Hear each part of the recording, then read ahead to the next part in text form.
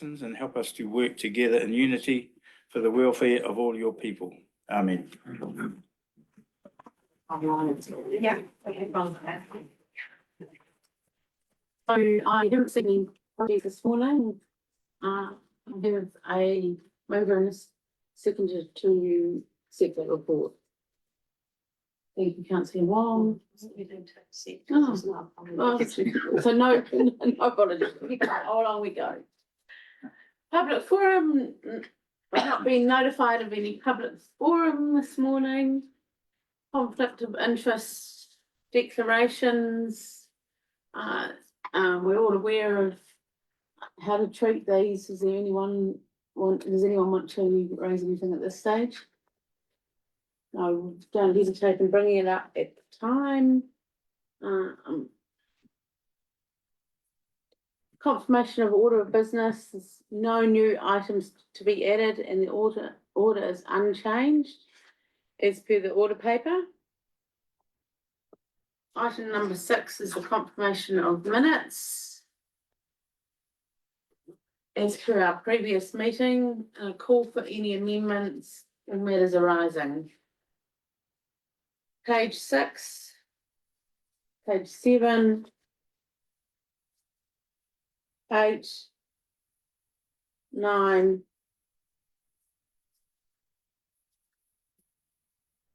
10. Anything wants to be discussed there? I will move on a second to confirm those minutes, please. Thank you, Councillor Larden, seconded Councillor Carter. All those in favour? Those against? Carried. Moving to item 7, the follow-up action items from previous meetings on page 11.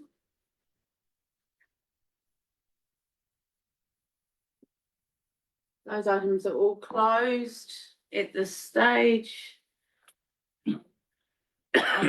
Is there anything else anyone would like to discuss at this stage?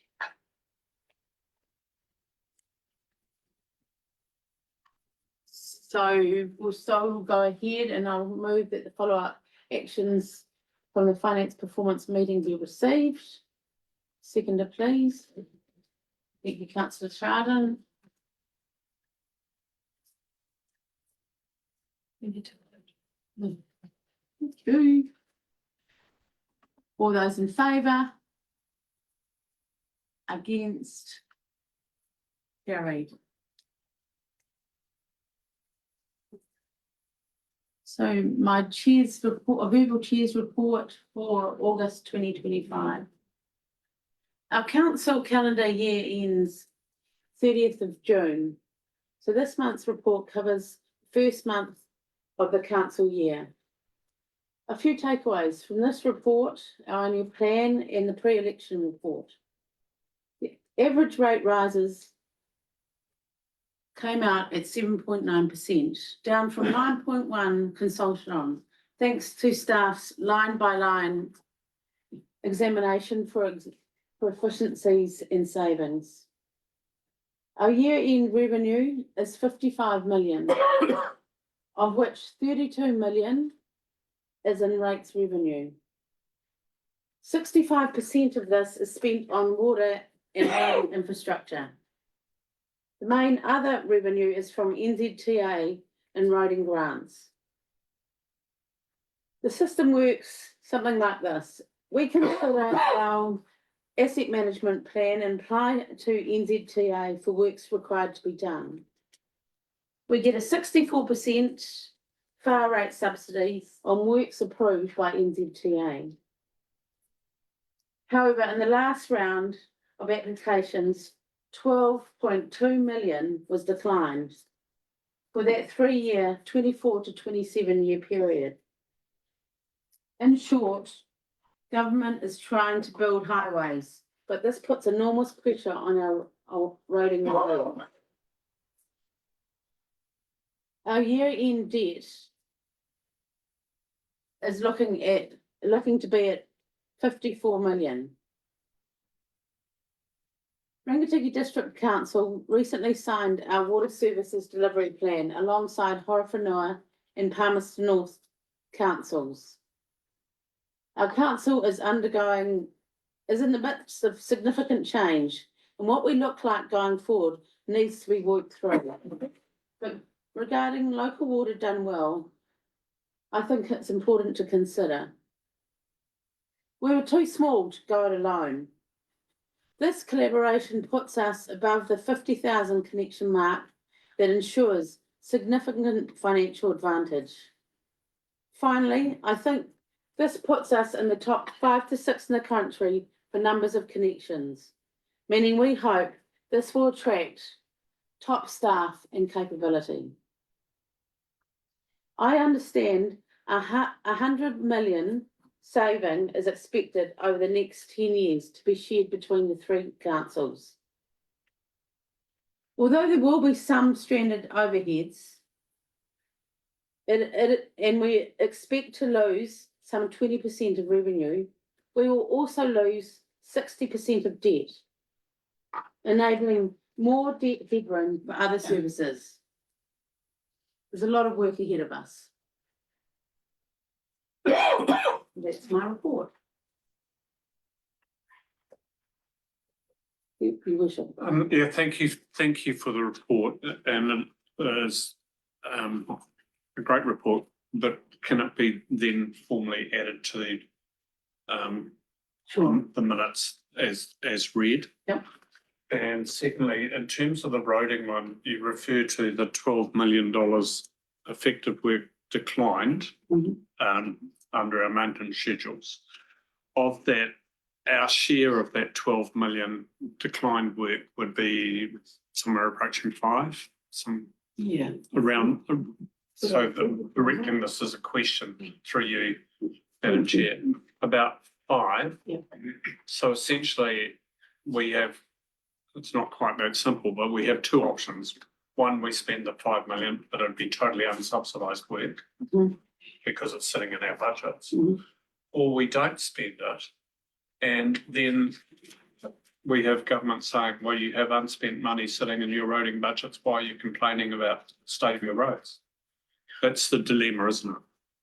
Through the chair, correct. So I believe earlier this year we presented the unbudgeted work that would continue, and our annual plans are reflecting our program of work accordingly, and we will not have, I don't believe, unspent funding in our roading budget.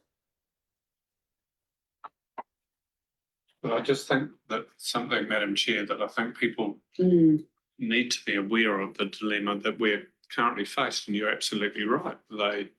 Government's funding is on roads of national significance, and local roads don't feature. Councillor Wong?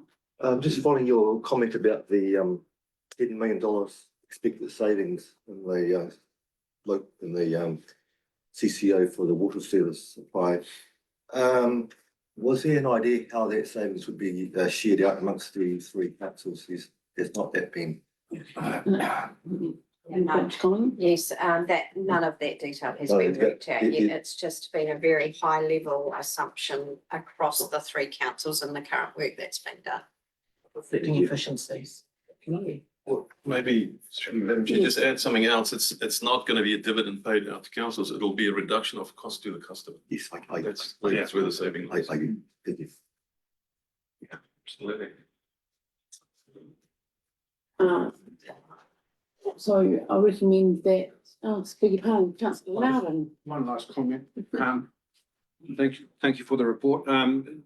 I think it just needs to be emphasised for our listening public that we will be making savings, and hopefully the water will be less in the new CCO model. But the council will be having some stranded overheads that will need to be factored in to your rates. So it won't be a sort of a equal play payback. And so there will be some expectation from ratepayers that there will be some water costs coming in their rates in the future.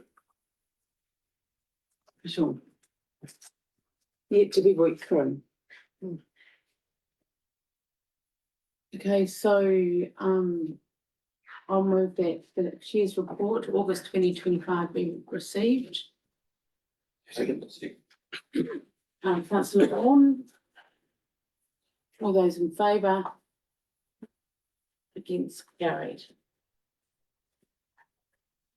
Item 9 is reports for information on page 14. Welcome to the table. Let me take us through this, please. Our finance snapshot as at July, so it's the first, as Madam Chair mentioned, first month in the financial year. Our debt level is unchanged from last report. Our ratios are within LGFA covenants. And the snapshots themselves, you'll notice the capital activity on page 29. At this stage, it's not the pretty colour-coded one we had last month. At this stage, the budget is the new financial year, and as per the annual plan, and carry forwards have yet to be presented and approved by council. That should be next month. I believe so, yes, through the chair. There's a couple of variances that normally we report variances over 100,000. Just in addition to those, there's a couple of ones slightly under the 100,000, but worth noting on page 2 under communities. The grants and subsidies was favourable, 96,000. That's funding from, it's a mix of 3 things. The News Task Force for Jobs tranche of 140,000 was received. Grants of from Sport New Zealand of 9,500 and donations to do with their Hautapu River Parks project of 35,000, and there's a timing receipts.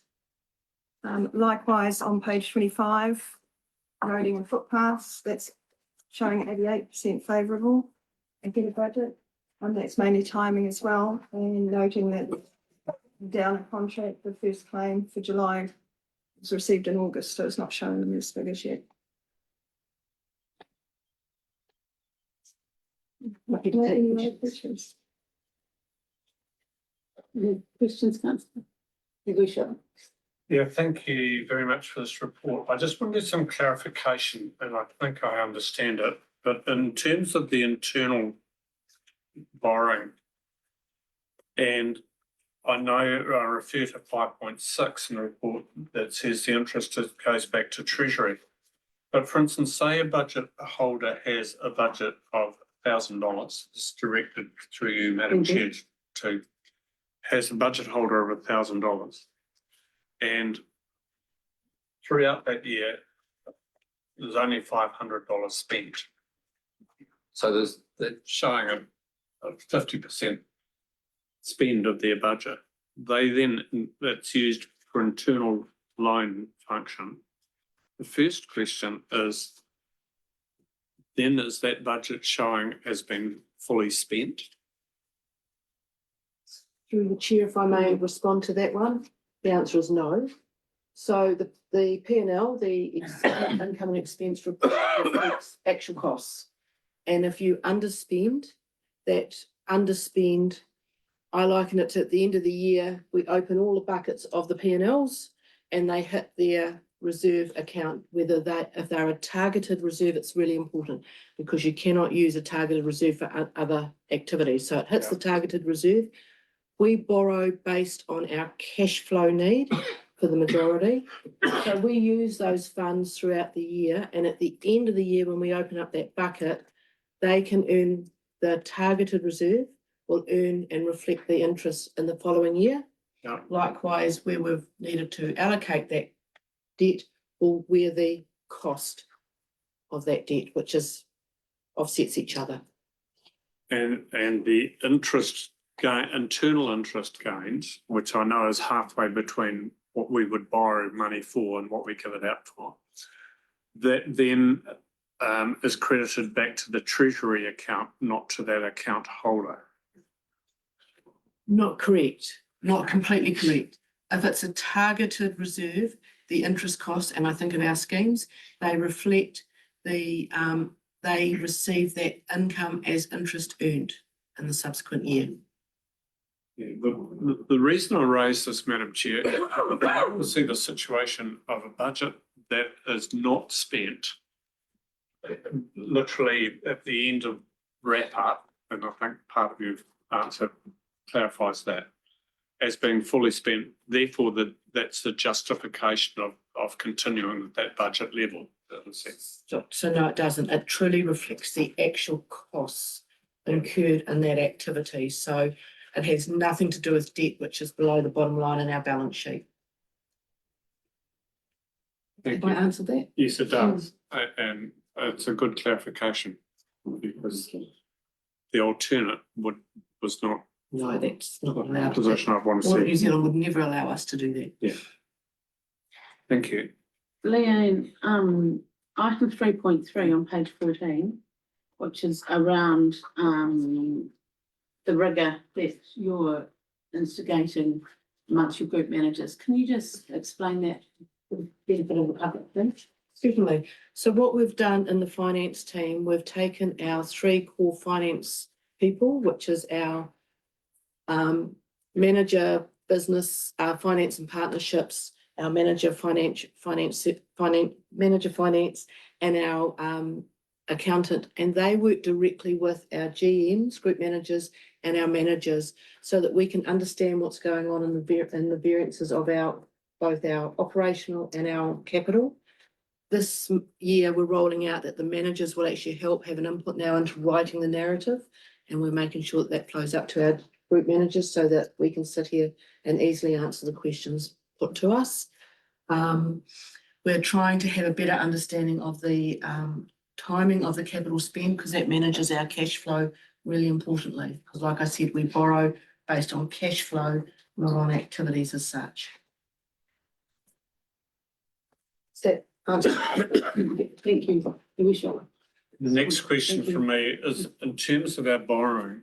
So we are dominated at the moment by very short-term borrowing, 5-year and even a 2-year term. Is that principally driven because of our requirement to have cash or capital works, or is it principally driven by the fact that we've come off interest rates at sort of 2% and we've got this blip and a forecast dropping of interest rates in the future? Which is the driver here? Correct. Through the chair, we're actually at the moment driven by the 2 things that I'm keeping an eye on with the team is, one, we work with our Treasury advisor to understand the interest rates, and we know that we could have refixed one of our loans in June. It would have cost us a little bit more than we would have wanted to pay. We knew we were going to get more interest rate drops, so we're following that trend.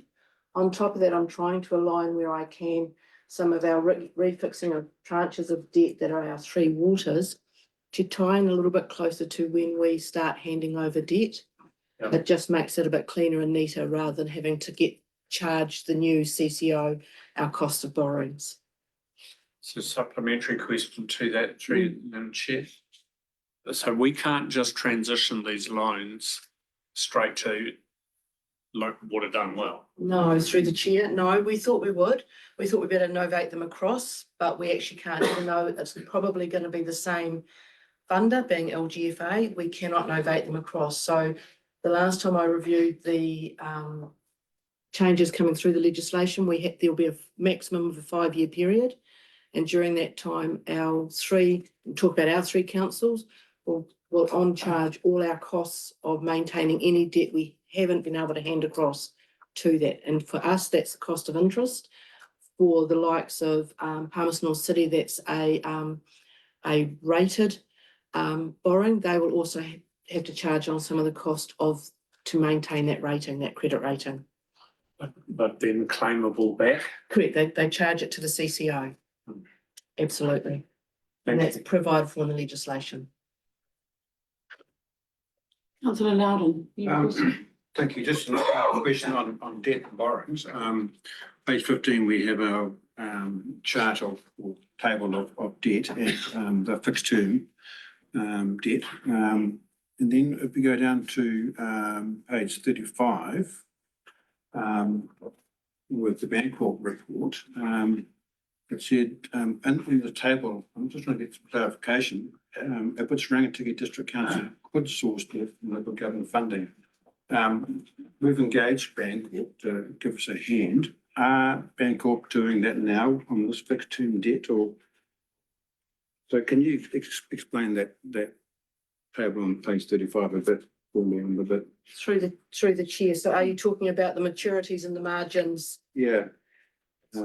Certainly, we work with Miles, who you've had Yeah. present here a few times, and we are constantly in touch with him on whether we're going to fix borrowings or often we do a 90-day commercial paper if we know that the interest rates are likely to fall. And right now, we believe there's going to be 2 more drops between now and Christmas. And so we don't want to disadvantage our council by locking in early. In fact, the last time I spoke to Miles, which was about, I think it was beginning of last week, we saved 40,000 by deferring. And although we slightly breached our margin, our capping, we actually saved 40K had we gone into a fixed term at that point in time. So he is continually working that for us. So is that forward borrowing? So we can't change what we have already fixed in place? No, so where we've got true fixed contracts, tranches, we can't change that. And that's why we're not seeing the greatest results that we would love Yeah. had he come in and we were just completely floating. Yeah. So we're doing that continually and thinking forward, and he's constantly giving us updates and spreadsheets on how he's working. Can you just explain that with the chart better? I'm not sure what floating rate notes, fixed rate bonds. What the Councillor, difference is. I'm not an expert on those ones. What I can tell you is we're doing commercial paper for those 2 at the top. If you're talking about, for me, it's page 36. we're not up to that item yet, No. councillor. That's right. It's Sorry. it links together, that was all. Yeah, for sure. It's letting the discussion happen. But we will just deal with the item number 9.1 first, that the Finance Performance Committee received the 2025 financial snapshot. I'm happy to move. Seconder, please. Thank you, Councillor Wong. All those in favour? Against? Carried. Now, item 9.2, which is interrelated, the Bancorp Treasury quarterly update. Thank you. Thank you, Madam Chair. As mentioned, this is the quarterly report from Bancorp as at the end of June. And as Leanne has also mentioned, there was one area of, we continue to have one area of minor non-compliance. And while this could have been corrected because of the interest rates at the time, it was not favourable, so we've left that to next week. Thank you. Any questions? Our contract with Bancorp, the length of term of that contract is how long? 2 years. 2 years through the chair. 2 years. So just making sure that it's reviewable prior to the end of, well, the instigation of what it does. Because effectively the scale of our business changes. 100%. Thank you. That's allowed on you. You're happy with where we got to? Thank you very much. No other questions or discussion? That the recommend that the Finance Performance Committee receives the Treasury Dashboard Report for 30th of June 2025. I have a mover and a seconder, please. Councillor Sharland. seconded councillor Carter. All those in favour? Against, carried.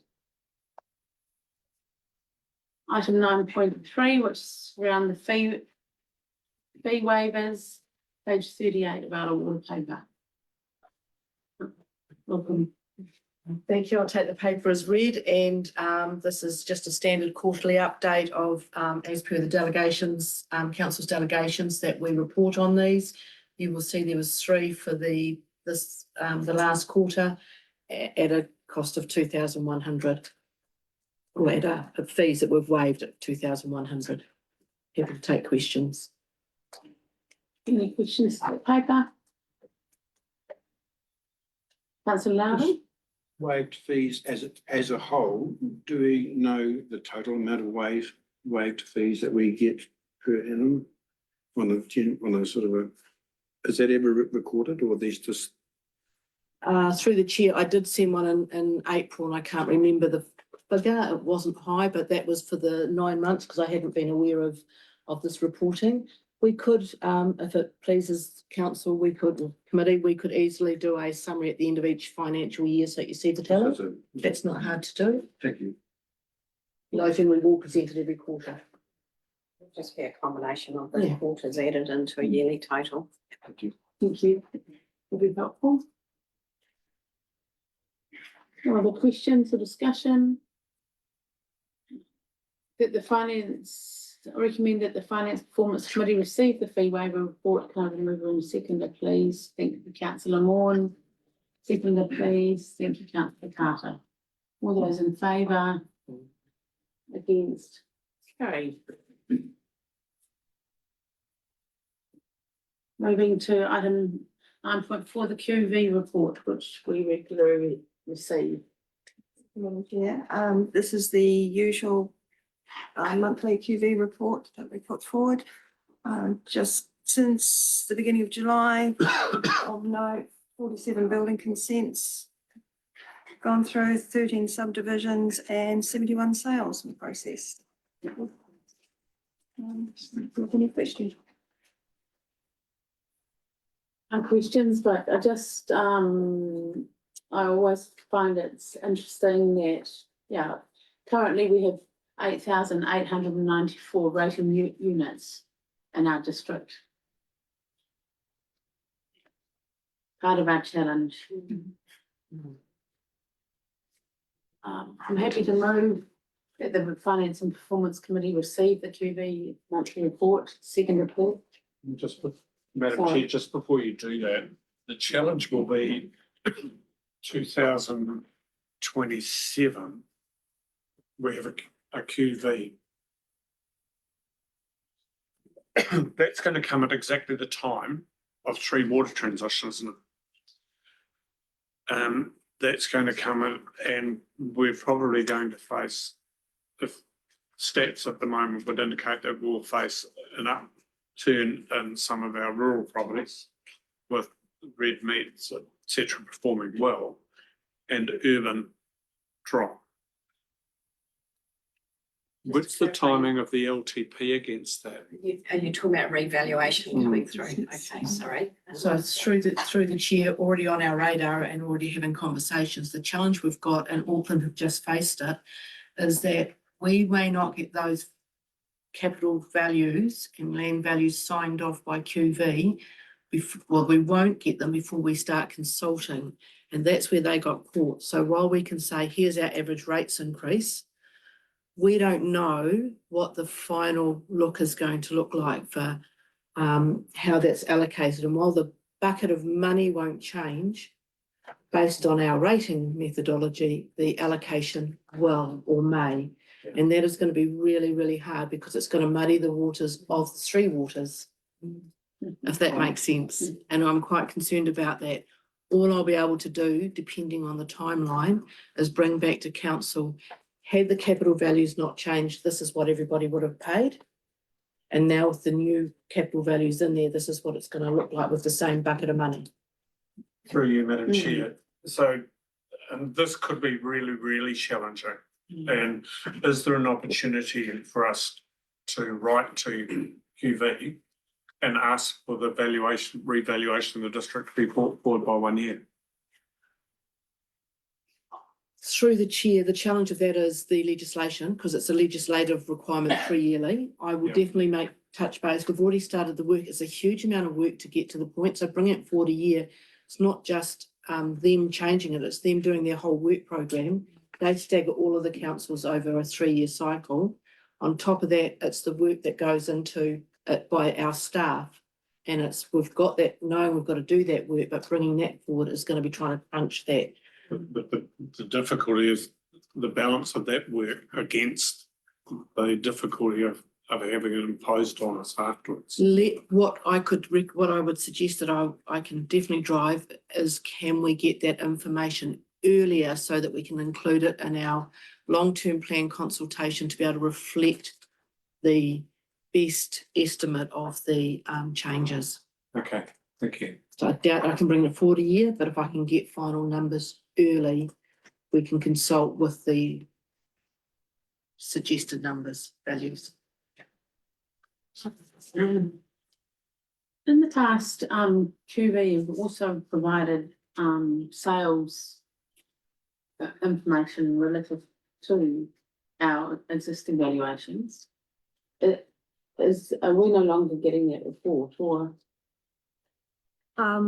It's not actually QV that provides, I've gone through to QV for it, and they tell me they didn't provide that information before. I've got what Dave provided before, Dave Jones. Yes. And I'm trying to track down where it came from at this point, but yes, if it. Oh, thank you. Oh, well, we look forward to that. We generated in the house, that one. I think I so. think it We're might just be, trying to see yeah. how it was generated, because the world changed when we went into the cloud. We do get a bit of information as part of the revaluation, because that's how they assess the Sure. values, but Yeah.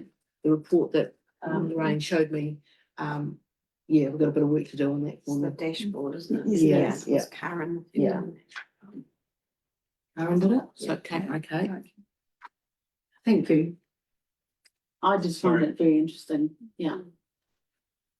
In terms of the transfer, this raises a whole lot of questions in my mind. In terms of the transfer of our assets across to local water done well, we are then relying on the valuation of those assets, because this becomes important in terms of shareholding agreements, etc.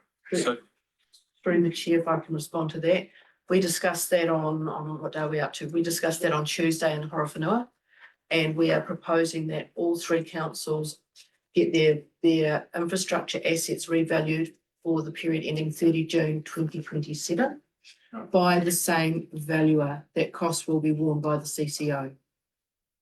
It will put a bit of work on all of us teams, because we've just done our revaluation, for instance, for infrastructure this year, because we have to do it in a timely manner, in a 3-year cycle. But we agree that this is really important for consistency if that becomes a shareholder impact. that makes sense. Thank you. Thank you. So I've removed receipt of that report. For a seconder. Thank you, councillor Loudon. All those in favour? Against? Carried.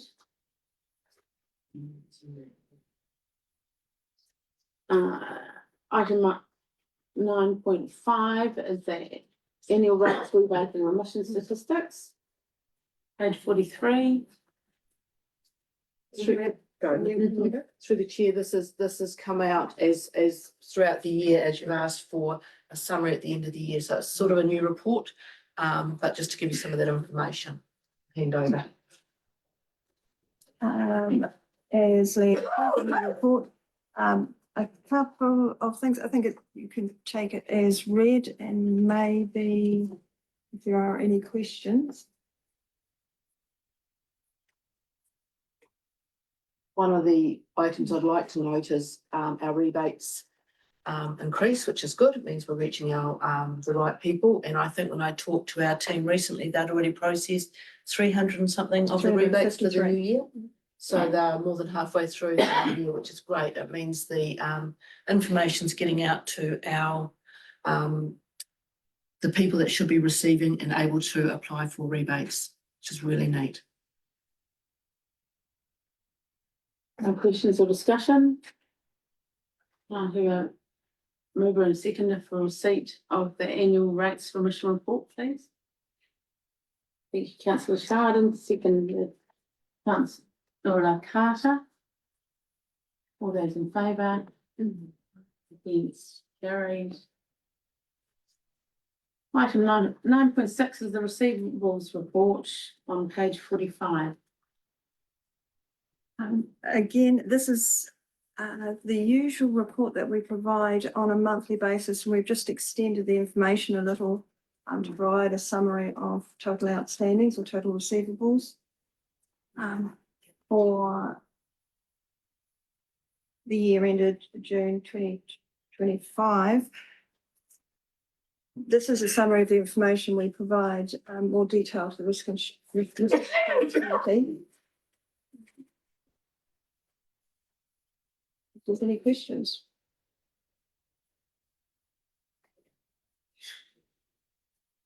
Thank you for the report. No questions, so can I have a mover and a seconder for receipt of that report, please?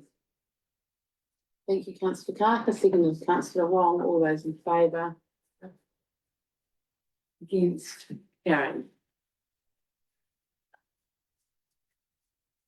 Just note, Madam Chair, it's really difficult in an open meeting to question individual properties.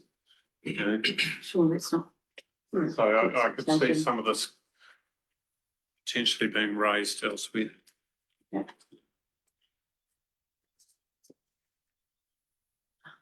Item 9.7 is the statement of service provision for the end of year report, 24-25. Thank you, Madam Chair. I'll Oh. take the committee through this report. So this is our end of year statement of service provision report. Is the report that goes in your annual report and it will get audited. So one thing to note is as it goes through the audit process, there could be minor updates to what's presented in this report today. I'll largely take the report as read, highlighting as outlined in section 2.3 that we've had 32 performance targets achieved, 28 performance targets not achieved, and you'll see in the attached report there's commentary around each of those targets in terms of why they weren't achieved and 8 that were not measured. We've provided some highlights and areas for improvements as well that I'll take as read and just open up to the committee for questions.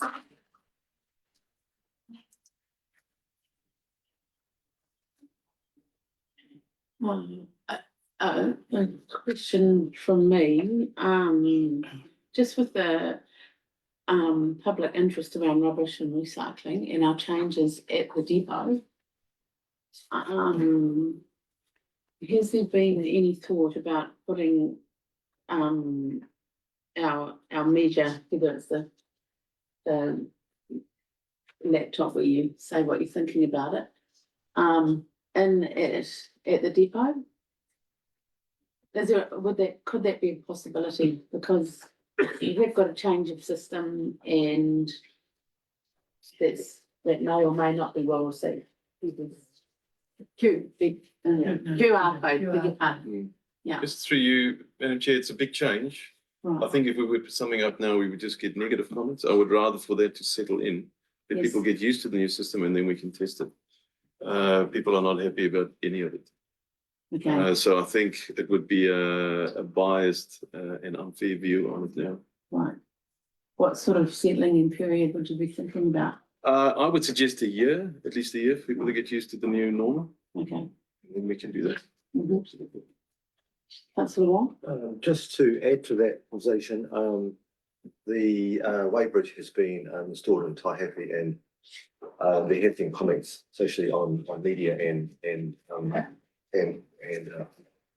locally through community, that the reduction in cost for singular beds is reduced by significantly, which is positive. But people don't seem to praise council very much, so there's something to moan about them. But saying that, if this is reducing the cost of a lot of individuals, is that to be taken into account overall for the income for the waste services? Is that will it be balanced by the larger load, I expect? That's what Thank you, Madam Chair. Yes, absolutely. There's two other very important things. So the single bags is a very small portion of what we received at the transfer stations. Much bigger would be the commercial users. And because there was so much grey around what is half a load or what is a trailer load, there was so much grey around that now everything is measured. It's actually made a huge impact on the total tonnage that's going through the transfer stations to the landfill. So our biggest cost is landfill costs. And if we can reduce the tonnage going to landfill, there's a massive financial incentive there for us. So far it's only been in a short time, and we'll share those numbers later on, but it is looking really positive. will be interesting. Yeah. No. Thank you. Mm. No. A further query from me around, and it's really around our dog animal control. And if we were able to dig deeper into to what happens to some of our animals that come with animal control, like how many are rehomed, or what actually happens to those animals and their welfare, which I don't really think we cover off in this sort of report. I'll attempt to answer that. Remembering these are performance measures that have been agreed to from the long-term plan. So some of them are requirements from order and some of them have been asked for by council when we develop the long-term plan. So Okay. there is an opportunity during the long-term plan process to see if you want some of these removed or some of these changed. So I'll just make that point. Thank you. I can't give you No. details on dogs, but maybe that's a potential that we could ask the animal control team to present as part of maybe Johan's regulatory update at some point, maybe just at the end of the year, a summary if they have that data available to them. Katrina, we could just put that on the action list, and I'll come back to you with what the team advise they can provide. Yep, thank you. Okay. Your worship. Two questions from me in these reports. The first one refers to just a question when you're saying trialling for 2 years or a year, and what's the cost of putting in a weighbridge? Because I wonder if it's that length of time, whether you actually put in a weighbridge for those going in, and because the issue is people queuing, waiting for a chance to get back on the weighbridge for people coming in. And if it was then reasonable to consider the one weighbridge where you wade on the way in and you just do the loop and you come out onto the second weighbridge with electronic transfer between them. Madam Chair, thank you. They are quite pricey. They're about $80,000 each, the whole installation with software and everything that goes with them. That's one problem. The other problem is space. So at some of our transfer stations are so small. What we have done though, is we've done a review on traffic movements, and we are going to do simple things to improve that position. Just on the point though, Wanganui went through the same thing, much higher numbers. And if you go to any of the transfer stations today, there is no issue. It's just something for people to get used to. The second one, there is no solution to this, but we need to be aware. In roading, we're now at the level of renewing our resealing at under 4%. I think when I first joined council, it was sitting between 11 and 13% of the network a year, which was too often. And all the modelling showed that probably the optimum was more like 7 or 8% of the network. At under 4%, it's absolutely a given that our network will continue to deteriorate. And there's not much we can do about this because the major funder is government, but we should absolutely be aware that that's the position we're in. Thank you. Councillor Wong. Just a technical question about weighbridges, while on the subject. The weighbridge is about 5 meters, 6 meters, 2 meters long, is it? How does a trailer get weighed that's on a car? It's over. I'm sorry, I can't answer that question. Through you, Madam Chair, they are 13 meters long and they can take a big truck and trailer or a car and trailer easily. Yep. The longer car. Yeah. And so the whole lot. I think, Yeah. I would ask this question. Yeah. Yeah. No further questions? Oh, Just one, just looking at some of these targets, Chair, that are not achieved. I look at some of them and I go, well, okay, and you say we're reviewed at the LTP as we've heard from the chief executive. But where does this flow onto? Can someone step me through what happens with this data? Because I look at some of these things, particularly around our roading, and the answers are generic, the same for not achieved. Step me through how do we ensure that this is being followed up? Or is this just a report that just sits down and then when it comes out in 6 months' time, when we review it again, we've got to jump back and go, what was that last time? Where do we see? The point that I think I'm getting to here is if we're not dealing with the not meeting the target, the question raises, what is the process to try and ensure that we do achieve with it? And the question also then must get asked is the target realistic or is it even achievable? So could someone step me through what happens with this information and tell me what that flows to? Absolutely. I don't think it's a simple answer to that complex question either. You have measures that are given to us by like DIA, and you will see a number of measures not met there. We have gone back to them before and said we actually can never meet that. That to them doesn't matter. It's still the measure that they put in place. And we just need to make sure then that the narrative we have states why something can't be achieved. With some of the other ones, it is worthwhile council having a look at them again when we do the long-term plan and taking staff's advice on some of the suggested improvements to or changes to the measures. At the end of the day, it's council's call what some of those actually are. And I think we did do that last time, and some of them council had a different view than what staff did, and that can be reflected in there. But it's scrutinised, like we said previously, as part of our annual report. So audit go through these as well. So they're more concerned with the mandatory measures, the ones that are imposed on us by other organisations, to see how our compliance level is. But they will also look at measures that are in there and consistently not met and ask for explanation around that. But we also do that as well as an ELT. So each ELT member is responsible for each of the functions that are shown in the Statement of Service report, and it's up to them to provide that commentary, and ELT looks at it jointly together as well for improvements. So there's a number of times that it's reviewed, and like Leanne said, Katrina said, it's going into the annual report now, and there'll be further scrutiny from the auditors on it as well. So it's quite an important document, and that's why it's important to get it right as part of the long-term plan process as well. Thank you for that explanation. Councillor Allen? Good question, Councillor Wilson. I think you need to look at the results from 23, 24, and compare them with the results 24, 25, and that gives you an indication where council is heading, and maybe look at the ones that are falling behind and work on those. But that's an indicator of how council's responding to these sort of reports.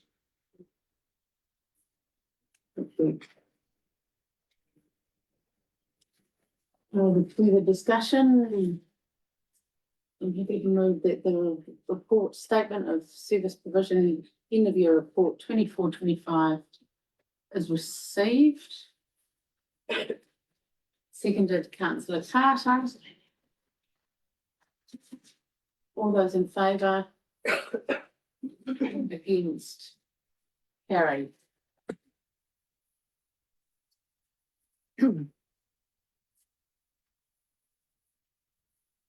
Welcome to the table. Item 9.8, the public feedback and performance report for July 2025.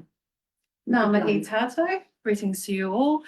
Through you, Madam Chair, I take the report for the comms team and community hubs as received and read. And if you have any questions, I'll be delighted to answer them for you. Any questions or discussion, councillors?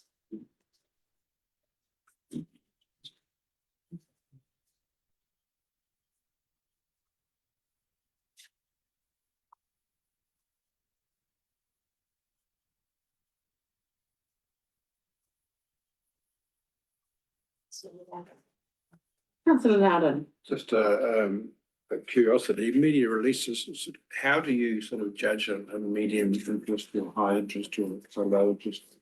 How do you measure that? Excellent question. Katrina will answer that. Yes, certainly. So that's generally in terms of the engagement we get on various platforms. Yep. So for example, if a post on Facebook, TikTok, wherever we're posting it, gets, say, 2 comments versus one that gets 100 comments, like quite often our dog posts do really well. That's how we measure that level in terms of public interest.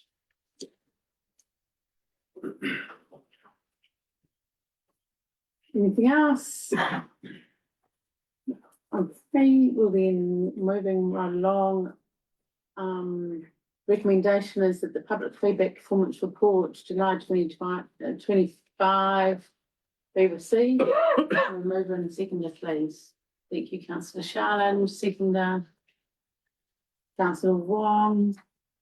All those in favour? Against? Thank you. And that's the end of our meeting. Thank you very much, everyone.